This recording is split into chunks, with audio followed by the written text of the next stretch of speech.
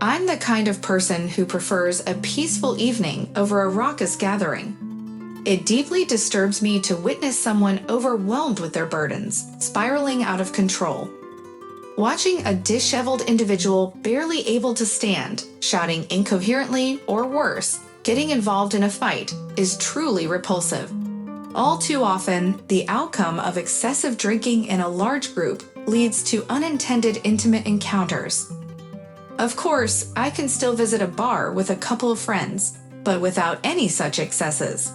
Corporate parties, in particular, are not my cup of tea. These events are often marked by excessive alcohol consumption, organized by people who merely share a workplace. Where's the enjoyment in that? They aren't genuine friends. Sometimes they are even adversaries. Yet, all of a sudden, they're embracing each other with a crowd of 150 individuals. I can't fathom anything more absurd than corporate parties. Those who surrender themselves to the influence of alcohol and debauchery often face repercussions the following day: conflicts with colleagues, family disputes, even job loss or divorce. Who needs that? However, my girlfriend holds a completely different view regarding such gatherings. She revels in dancing to the music and mingling with her coworkers. She is unperturbed by the occasional fallout between good friends after such celebrations. Natasha, who is typically reserved and composed, unleashes her inhibitions at corporate parties and thoroughly enjoys herself. When we were first getting to know each other, she shared with me that it was due to a party with her colleagues that her previous serious relationship came to an end. Although she didn't delve into the details, it became apparent that her then boyfriend couldn't accompany her, so she attended alone. Natasha ended up consuming copious amounts of alcohol and woke up the next day in the arms of a coworker from a neighboring department. Her boyfriend couldn't forgive her and ended their 1.5-year relationship. According to Natasha, this experience prompted her to reflect deeply. I believed that such a profound lesson would leave a lasting impression on Natasha, ensuring that such incidents would never recur. However, my girlfriend didn't learn from her mistake, and that is truly disheartening. Between Natasha and me, there were strong emotions. We had been together for a significant amount of time, and we had even made the decision to live together and set a wedding date. My beloved had desired a family for a long while, and I witnessed a remarkable transformation in her behavior. I was elated to see Natasha becoming more serious and responsible. Yet one day, I discovered that her sense of responsibility could be cast aside with a couple of cocktails. Prior to this New Year's Eve, Natasha underwent a significant transformation, a little too significant, to be honest.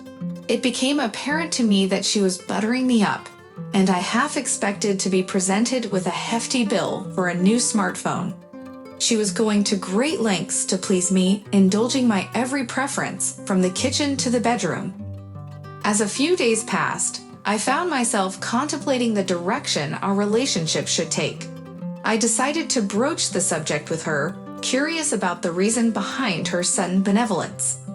"Darling, you've already been wonderful, but these past few days, you've been an absolute sweetheart. Please tell me, what do I owe this stroke of good fortune?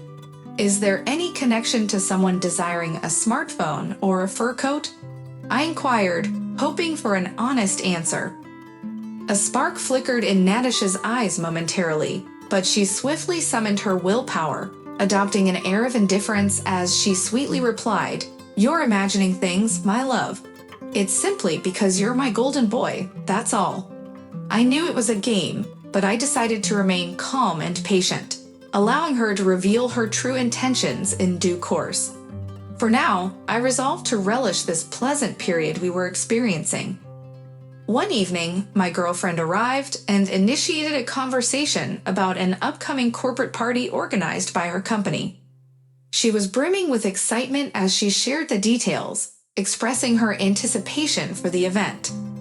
Our company is throwing a grand corporate party, and I'm so thrilled to attend. Can you imagine? Our boss is being incredibly generous and even promised to bring a celebrity guest. People from all branches of the company will be present. It's going to be a massive gathering, and my favorite singer will be performing.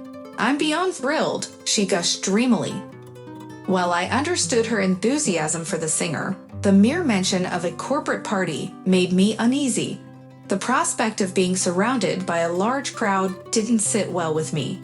Yet it seemed improbable that someone would arrange for a celebrity appearance for the sake of just a few people. I took a momentary pause to contemplate the situation. I contemplated dissuading her from attending such an event. However, before I even realized it, I found myself uttering a reluctant yes.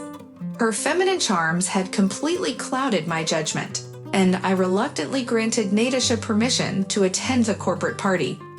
I soon began to regret my decision and even blamed myself for a while. However, upon reflection, I came to understand that objectively, the fault did not lie with me. I handed her a set of clothes, starting with underwear, followed by pantyhose, a dress, and a jacket. As I observed her from head to toe, I complimented her once again, remarking on her beauty. However, I couldn't help but mention that the dress could have been longer. "This will be the last time," Natasha declared, applying the finishing touches to her lipstick. "I will indulge in songs, savor salads, enjoy delicious cocktails, and by the next New Year's Eve, I will be a married woman." Her words were filled with delight, and I couldn't shake off the guilt of nearly depriving her of such experiences, especially considering it was her last time. "Don't set your heart on a star," I replied to Natasha before heading off to watch TV. Time passed, yet my fiancé showed no sign of returning. I tried reaching her a couple of times, and each time she answered, assuring me that she would be on her way shortly. I dozed off on the couch while waiting. I was jolted awake by a loud noise as Natasha abruptly barged into the apartment. How she managed to fit through the keyhole remained a mystery. Everything around her trembled and tumbled from shelves and hangers. She struggled to maintain her balance, clutching onto walls and closets. I helped her remove her shoes, guided her to our bed, and intended to lay her down on the bedspread, still in her party dress, covering her with a blanket. She was barely able to summon the strength to change her clothes. Assisting her in lying down, I planted a kiss on her forehead and was about to prepare some coffee. Then, in her languid state, Natasha uttered, "Let's do it again," as she unmistakably reached for my pants. I startled, not so much from her touch, but from her words. What did she mean by one more time? Was this the second or third, or when was the first time? Though, considering her current condition, she seemed oblivious to the fact that it was morning. Therefore, the first must have been yesterday afternoon. Exhaling deeply, I unfastened my pants and took a couple of steps toward the kitchen. Engaging in intimacy was out of the question. She was heavily intoxicated. "Come here," Natasha called out to me, discarding her blanket. I turned around and noticed that her dress was pulled up and her panties were on backwards. Upon closer inspection, I realized something was terribly wrong. It wasn't just odd or suspicious, it was much worse. Earlier in the evening, she had gotten dressed in front of me, and everything was perfectly in order. Who would completely remove their underwear when using the bathroom, only to put it back on the wrong way? No one in their right mind would do that while sober. Never. But in a compromised state, such things can happen. However, why would she take off her underwear at all? Unfortunately, there was only one answer to that question. As I took a closer look, I tilted her dress and discovered that there was no bra at all. Yet there had been one there just 10 hours ago. Somewhere within that time frame, it had vanished. It wasn't just suspicious, it was a definitive end. It was undoubtedly over. Outside the window, the sky was growing gray and the city still slumbered, but sleep eluded me. All my dreams for the future and wedding plans had shattered. Despite her protests, I lifted Natasha, put her shoes on, dressed her properly, and guided her out of the driveway. Placing her in the car, I drove through the deserted streets, away from our home. My girlfriend began to look around, gradually realizing she was in a car and even expressing happiness. "Are we going to karaoke? I thought you said we were ending the night with karaoke. This is amazing." I couldn't believe it. She still hadn't grasped where she was or who was accompanying her, and who else had promised her karaoke and taken her bra. I stopped at Nadisha's parents' house and, almost forcefully, guided the intoxicated beauty out of the car, delivering her to her father in the hallway. Naturally, no one was prepared for such an encounter. The household was fast asleep. However, Nadisha's scream promptly awakened everyone. Bursting through the door, she exclaimed, "Hooray, karaoke!" "Hello," I said to Nadisha's father. "I'm sorry it's so early, but it's over." The parents stared at me, confusion evident on their faces. "As you understand, the wedding is off, so thank you for everything. I'll have my things sent by courier. No need to come." Natalia's mom was nearly in tears. She attempted to say something, but her words were slurred. Why? How are you?" the woman stuttered.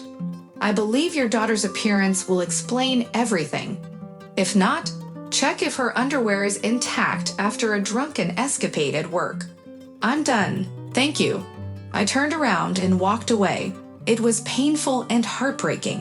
I had wanted to commit to this girl so badly, but it became clear that she wasn't ready to take a relationship seriously. Whether she hadn't satisfied her desires or simply lacked moral principles, I don't know. Nevertheless, I'm grateful that everything was unveiled before marriage, and even more so before having children. I hope that one day she will come to understand. As for me personally, I've realized something important. It's crucial to learn more about a girl's past before entering a serious relationship. People rarely change. Oh, so rarely. Dear friends, thank you for listening to our stories. Subscribe to the channel, put likes, and leave your opinion in the comments. Don't forget to press the bell not to miss new stories, which we try to publish every day. We also remind you that everyone can share unique stories from their life or the lives of friends, which can be sent to us by email, which is specified in the description of the video. Good luck to everyone and be happy.